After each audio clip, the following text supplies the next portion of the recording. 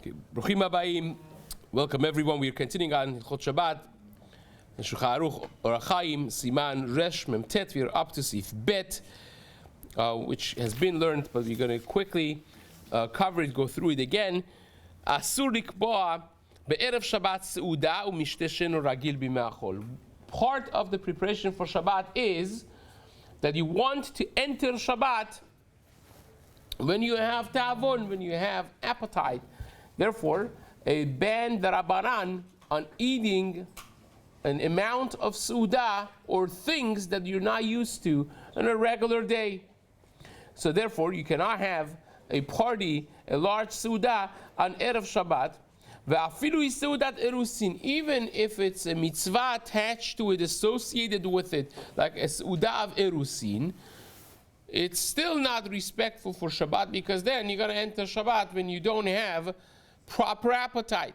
Now this, we have been introduced to it prior to this as well. The Mishna Berura over here is going to say that he's against eating by kiddushes on Shabbat morning even. Why? Because of a very simple cheshbon. If you look at this, the mitzvah Chazal wanted us to have is to eat seudat Shabbat when you're hungry, to eat it b'te'avon, with appetite. So if you are not going to be fulfilling your mitzvah of seudat Shabbat with what you're eating, even though that it is on Shabbat that you're eating it, and it's onik Shabbat, but it's not a seudah. So therefore, when you are not fulfilling your obligation of seudat Shabbat with the kiddush in the shul, for instance, says the Chafetz Chaim, all you're doing is you're filling yourself up, and when you get home to do the seudah, the actual seudah with bread, you have no longer appetite. So you just went against what Chazal instituted, that a person should have their seudah when they are hungry. So therefore he's against eating by kiddushes even on Shabbat morning, aside from all the hashkafic elements of a person's wife working hard, and you want to go home and appreciate what they have done.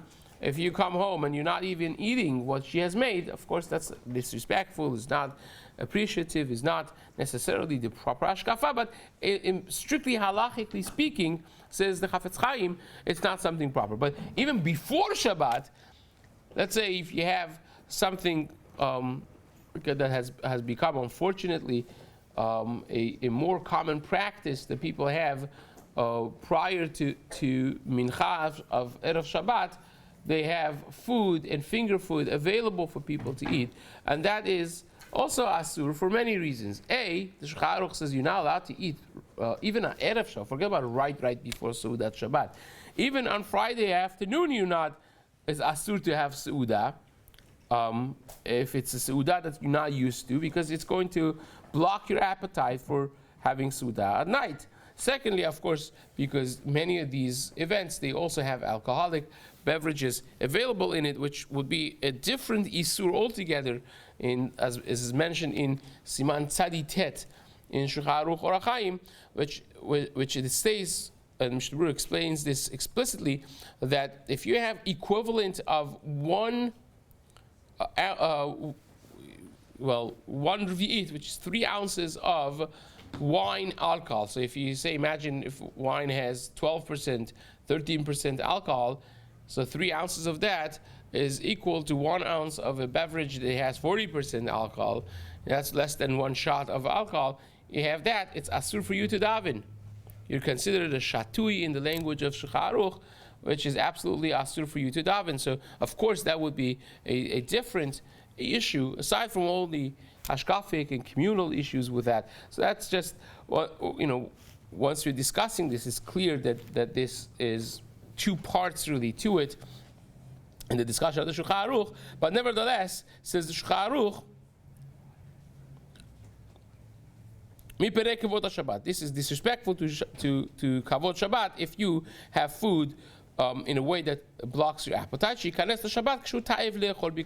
the respect of Shabbat is that you should enter Shabbat when you are hungry, when you really have appetite. And the entire day Friday is included in this Isur.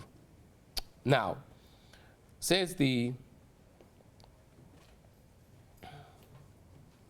Mishna Berura, והייתה בגמרא, הייתה משפחה בירושלים, שקבעה סעודה בערב שבת ונעקרה. He sees this as fit to bring that the Gemara says there was a family in Yerushalayim that did not care about this halakha. The whole family, chas v'shalom, was uprooted. The importance of this halakha. It's not say, oh, Rabbi, just having a little tameh chaim zachu or a little kiddush. It's a serious thing. Says the Chafetz Chaim. The Gemara says, chas v'shalom, this has caused in past big issues in families. Says the Mishna Berura, Erev Shabbat, v'u'adin, Erev Yom Tov. Same thing is with Erev Yom Tov as well. It's not just limited by Erev Shabbat. And the fact that the entire day is included in this Isur, you have to, be careful with the people who are in hotels on Friday. That you have to be careful not to be eating necessarily just like you do other days, even in the morning, unless it's a basic seudah. It would be to have a massive seudah in the hotel. That would be asur, anything that's more than normal. If normal you have a little sandwich on Friday morning and that's about it, so that's what's mutar to have on a Friday morning, not to sit and have like a whole 3-course meal, and even in the morning of Friday, because again, this is a takana d'Rabbanan that we want to make sure that we have appetite for Seudat Shabbat. Especially, of course, in the winter time is a bigger deal because the Shabbat starts much earlier, but even in the summer, it will be the same. Now, says the Mishna Berura,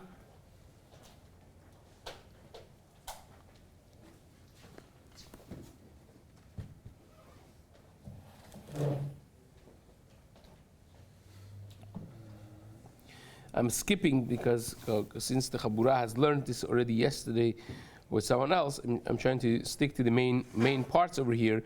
When Chafetz Chaim talks about Seudat Erusin, that even though that you have done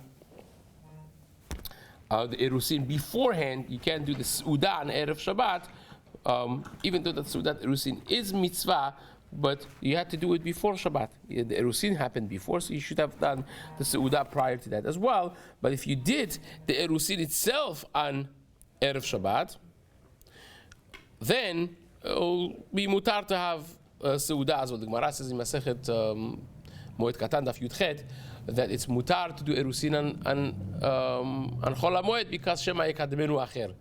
Because you want to make sure if it's a good match, you don't want to miss the opportunity, so you could even do it on Chol HaMoed, Erusin, right? So too is in Erev Shabbat. If you wait until Sunday, maybe someone else is going to get it. So therefore you want to do Erusin, that's fine. It's considered a proper thing. So then you could do the Seudah as well. But if the Erusin was on Thursday, you can't have the Seudah on Erev Shabbat. That would become already a problem. ולפי זה, אין לעשותה בערב שבת, אפילו אם נגמר השידוך באותו יום. That's by שידוכים, even if the שידוך finished on that day, you should not be doing סעודת שידוכים. ומה שנהגים לאכול מן מרקחת בשעת כתיבת התנאים, לא מקרי סעודה. If you're having a little bit of sweets when they finish up the deal of שידוך, prospects, that is fine. Having some sweets is not considered סעודה. שייכנס לשבת, שאף שאוכלים בבוקר, כיוון שהוא מרבה בסעודתו, שלא כרגילותו, שוב לא יאכל בלילה לתאבון. Even though that it's in the early morning that you're having the סעודה, but your appetite is not going to be the same at night because you ate a large סעודה in the morning, and therefore that is also included in the Isur. Take a moment to let this sink in, because we don't do this. We're not careful necessarily, and this is one of the things that community has to be changed, and it takes a community to change a thing in the community. People talking to each other say, "You're not eating on Shabbat." There are many Hasidim and Anshe Maseh that would fast every Friday. They either would fast or they would water fast. they will make sure that they come to Shabbat. When you're hungry, everything tastes amazing. You come home and your wife made something, it's awesome. You're eating it, you're thankful, you're this. Versus, you have the best chef in town that made something that professionally as unhealthy as all the things that kill people every day, and they serve it to you before Minhav, Erev Shabbat, and you go home. First of all, you have no appetite. Secondly, now your wife is competing with all the restaurants and all the chefs in town. Think about that. Let it sink in. Is that the right thing? Forget about the halacha. Forget about the Shulchan Aruch that says explicitly that it should not be done. But aside from that, is of course something important and powerful to keep in mind. Now, it's not necessarily forbidden. There are those who don't want to enter Shabbat me'uneh when they are, they're fasting, and it really depends on the person as well, because you have some people who they fast and they turn into malach hamavet. They're edgy and they can't talk. You can't talk to them even. Of course, a person should not do that, right? We're not suggesting that people should be fasting. There has been such a minhag that Hasidim and Shemase would fast on Fridays, but that's for people who could do it. They're constantly fasting, they're water fasting, whatever it is. It does not change their temperament and so on. So says the Mishna Berura, how about for Brit Milah? Right? What's the halacha for that? The Ramah writes, Us'udah shezmana be'erev Shabbat, a Su'udah that must be on Erev Shabbat, for instance, Su'udat Brit Milah, then, Pidyon haben, that's the time of Brit Milah, is the 8th day, that would be mutar, right? And the Ramah says that that's the minhag as well. Now, same is with Yom Tov that falls to be on Erev Shabbat, right? And we're not suggesting you should not eat Su'udat Yom Tov. Erev Shabbat is Yom Tov, so of course you can have a nice Su'udat Yom Tov with everything that it includes. You try to have it as early as possible, to serve both purposes. That you should still have appetite when it comes time for Shabbat, Friday night for Shabbat, but nevertheless, it is something that you have to be mindful as well. Now, Su'udat Purim is always al pi Kabbalah for sure. It's better to have it in the morning, right? Many people have Su'udat Purim right before Shkia. Al pi Kabbalah, certainly you should have Su'udat Purim in the morning. But certainly if Purim is Erev Shabbat, then you should definitely make sure to have as early as possible of a Su'udah in a way that it does not disturb Su'udat Shabbat, right? Now, Brit Milah, says the Chafetz Chaim, even if it's not the 8th day of Brit Milah, so the kid was sick, and now you're doing a Brit Nidche, and you're now doing it later, still, what is the time that they're doing it is considered the earliest time that it is possible to do. It's considered the day of the mitzvah. The Chol Sha'ata v'Sha'ata Zimnehu, because every moment is a mitzvah of Brit Milah for him to do it after the 8th day. So every second that you could do earlier is a mitzvah. So as soon as you can do it, you're setting it up to do. So if it happens to be Erev Shabbat, the earliest that you could do, that's the mitzvah, right? You can't say, well, just do it on Sunday. It doesn't work like that. So therefore, it becomes the mitzvah of Erev Shabbat, which would be mutar for them to do. And same would be with Pidyon Haben as well. Mikol makom kevan sheminadin afiru achar 30 yom kol sha'ata v'sha'ata ram yachyu v'aleh. For Pidyon Haben also, even if the 30 days has passed, but every second that you wait, you're waiting on a mitzvah. You should be doing it as early as possible. Mimela mutar la'asot gam ken as-suda. So therefore, you could do the suda by Brit Milah, by Pidyon Haben. All those things would be mutar as well. Now, if a boy turns 13 on Erev Shabbat, as Bo Bayom falls on Shabbat, also you could do it. You have a Su'udah, because that's the day, that's the actual Su'udah of Bar Mitzvah as well. Fine. Says the Shulchan Aruch, ve'le'echol ve'lishtot, if you want to eat and drink, bli kviyut Su'udah, you want to have a little fruit, a little something, right? אפילו בלי כיבוד סעודה, אפילו סעודה שרגיל בה בכל כל היום מותר להתחיל מן הדין, Halachically speaking, you could do that so long as it's something that you are used to doing during the course of the week as well. Aval mitzvah lehimana minikva seuda shenahug ba bechol. But it's a mitzvah to stay away from having a seuda, even if it's a type of seuda that you have during the week as well. You want to be extra hungry. You want to be extra, have extra appetite for entering Shabbat, and therefore, as from Tesha Shaot Ulmala, already from 3 hours before Shabbat, you want to be careful to stay away from everything. Tesha Shaot from the day. That means from the beginning of the day is 12 hours. From 9th hour, already you want to be careful not to eat any seuda, even those that you are normally accustomed to eating. Aval mitzvah lehimana milikba seuda shenahug ba bechol mitesha shaot ulemala. Now let's understand what this exactly means. Says the Chafetz Chaim, v'le'echol v'lishtot en bichlal ze im hu shote kol kach harbe min mashke ad sheyeh saveh. Says even drinking, you should not be drinking so much that now you have no appetite. Right? In other words, says the Chafetz Chaim, even though that seuda is with bread, and drinking a little drink or having a little piece of rice is fine, but of course you could even make yourself full on drinks. You turn into a bucket when you drink 10 cups of water, and now for the next 5 hours you can't have any appetite for eating. So that's also included in this ban, says the Chafetz Chaim. Of course, it's going to ruin your appetite. It's something that your senses testify on. Like everyone knows that.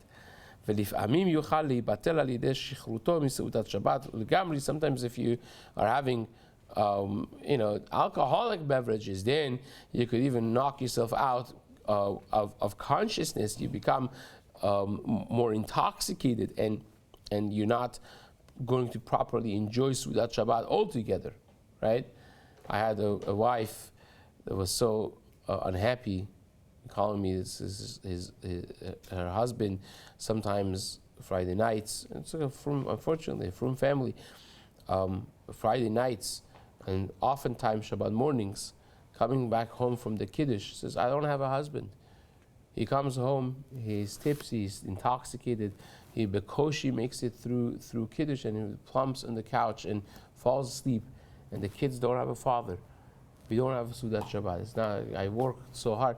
These are things that good families, unfortunately, and there's addiction that comes with it, and other issues that we don't necessarily have the time, or it's not the purpose of this year to go through those things. But nevertheless, this is something that Chazal foresaw and banned.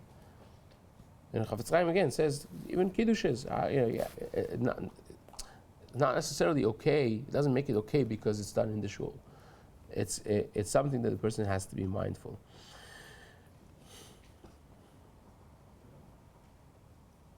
Va'afilu, says the Chafetz Chaim, when the Shulchan Aruch says afilu seuda shragil ba bechol, היינו כמו ואפילו, ורוצה לומר, דלא מבעיה בלי קביעות סעודה כלל דזה, ודאי מותר כל היום, אפילו מצווה להימנע גם כן לקם, right? You could do a regular סעודה that you have during the course of the week as well, ואפילו בקביעת סעודה, כיוון שאינו עושה סעודה רחבה, רק כמו שרגיל בה, בכל מותר כל היום מן הדין. That's, halachically speaking, would be mutar if you have just the regular thing that you have every day. Aval mitzvah lehimana, but it's a mitzvah to stay away from even the norm. So you want to starve yourself a little bit more, but that's not an obligation. It's not asur to have a little plate of rice. If that's what you have regularly lunch, you have like a little, whatever it is that you have. So they could have that lunch on Friday as well, but it would be mitzvah lehimana to set up a seuda, mitesha shaot ulemala, hainu shaot zmaniot. This is talking about shaot zmaniot, which is 1/4 of the day, right? days 12 hours, 3 hours maniot. Now, in the summer, that's a longer time because let's imagine, even if now the days are longer than 14 hours, but let's imagine a regular summer day. Deep in the summer, the days start at 5 o'clock and at 7 o'clock, so you have a 14-hour day. 14 hour multiplied by 60 divided by 12 will give you 70, right? So 70 minutes is the Shaot Zmaniyot. So 3 of those hours would be 3.5 hours on a clock, on a 60-minute clock, right? So 3.5 hours before nightfall, before the night, is when this would kick in, that you should not be eating. You should not be eating even a regular Seudah as a mitzvah that the Shulchan Aruch mentions. Over here,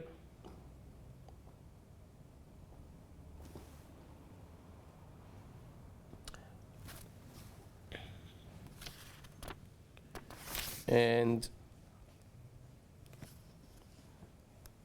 that basically concludes what we wanted to discuss in a general sense.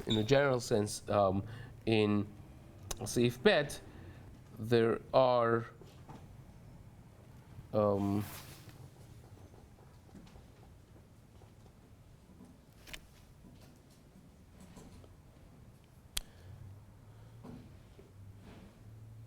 but there are other things in the Biur Halacha over here that should be really discussed, but we're going to hold off on those. B'ezrat Hashem, we will discuss them in the days to come. Chazak u'baruch.